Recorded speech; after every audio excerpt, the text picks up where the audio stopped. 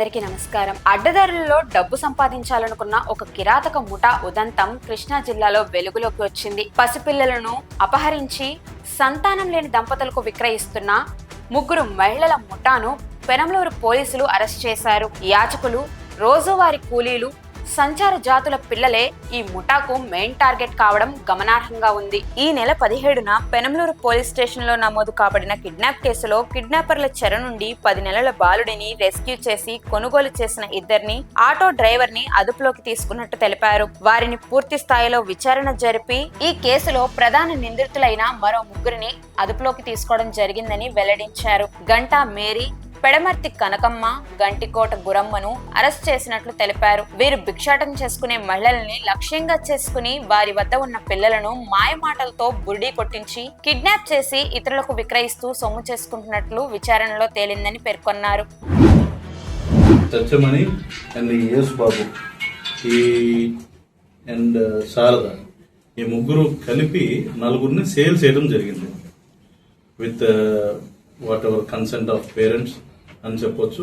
And వాళ్ళని ఎంటైజ్ చేసి ఇంకొక థర్డ్ పార్టీస్కి పిల్లల్ని 4 అమ్మటం జరిగింది. 10 నెలల బాలుడు కాకుండా గతంలో విజయవాడలోని ఒక గుడి సమీపంలో శివం అనే 16 నెలల బాబుని కిడ్నాప్ చేసినట్లు, ఆ బాబుని విక్రయించే ప్రక్రియలో కొనుగోలుదారులు వద్దని చెప్పడంతో తన సమీప బంధువుల ఇంటి వద్ద ఆ బాలుడిని ఉంచినట్టు తెలపడంతో ఆ బాలుడిని సురక్షితంగా రెస్క్యూ చేశారు. ఇదే కాక గతంలో కూడా మరిన్ని కిడ్నాప్లలో పాల్గొన్నట్లు విచారణలో తెలపడం జరిగింది. సత్యమణి అన్నా కూడా ఇంతకు ముందర సూర్యాపేట జిల్లాలో, తెలంగాణ రాష్ట్రానికి చెందిన సూర్యాపేట జిల్లాలో 2025లో ఒక 11 మందితో కలిసి 9 మంది పిల్లలను అమ్మిన కేసులో ఈమె A8గా ముద్దాయి కింద నమోదు కాబడింది. అంతేకాకుండా విజయవాడలో నున్న స్టేషన్ పరిధిలో కూడా అయిన ఒక కేసులో ఈమె A2గా కూడా నిర్ధారణ కాబడింది. ఈ కేసులో దర్యాప్తు ఇంకా కొనసాగుతూ ఉందని, మరిన్ని విషయాలు రాబట్టి కిడ్నాప్ కు గురైన పిల్లలను వారి తల్లిదండ్రుల చెంతకు చేర్చడమే లక్ష్యంగా కృష్ణా జిల్లా పోలీస్ శాఖ కృషి చేస్తుందని ఎస్పీ తెలిపారు.